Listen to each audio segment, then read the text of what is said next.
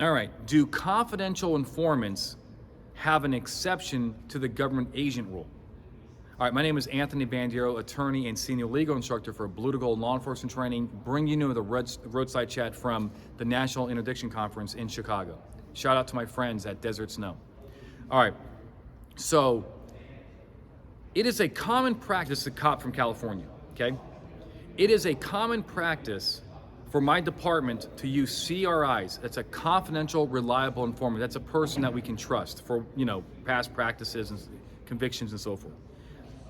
To go into potential illegal gaming casinos or drug houses to obtain evidence for a search warrant.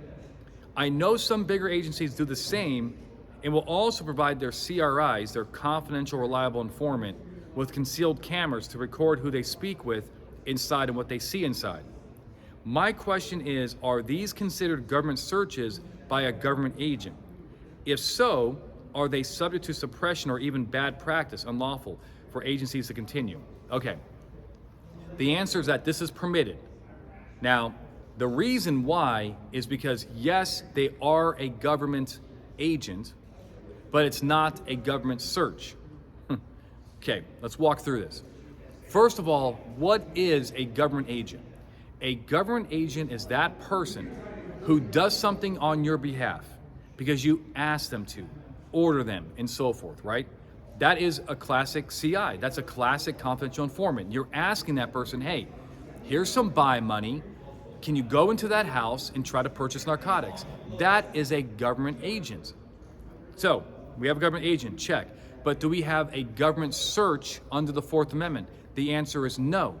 Because when that CI goes to the house and knocks on the door and tries to purchase narcotics or sell narcotics, whatever it is, when they do that, it's a consensual encounter. Consensual encounters are not searches under the Fourth Amendment. So when the dealer answers the door and allows that CI in to transact business, the entry into the home is not a search. It is a consensual encounter. You could do the same thing, right? That's the whole point of this agent. The agent is allowed to do what you can. You could actually dress up in plain clothes, wear a nice big, scruffy beard, knock on the door and say, hey, I heard you have drugs for sale, right? And if it works, it works. But the point is that you could do the same thing. The agent is doing the same thing that you could. As far as the camera issue, the camera would be authorized as long as it does not violate state law. It's allowed under the Fourth Amendment because the person is lawfully present. So recording the conversation, video recording would be permissible as long as A, you are lawfully present, which in this case you would be, right? You're going to the illegal casino and trying to gamble and so forth, or buy drugs.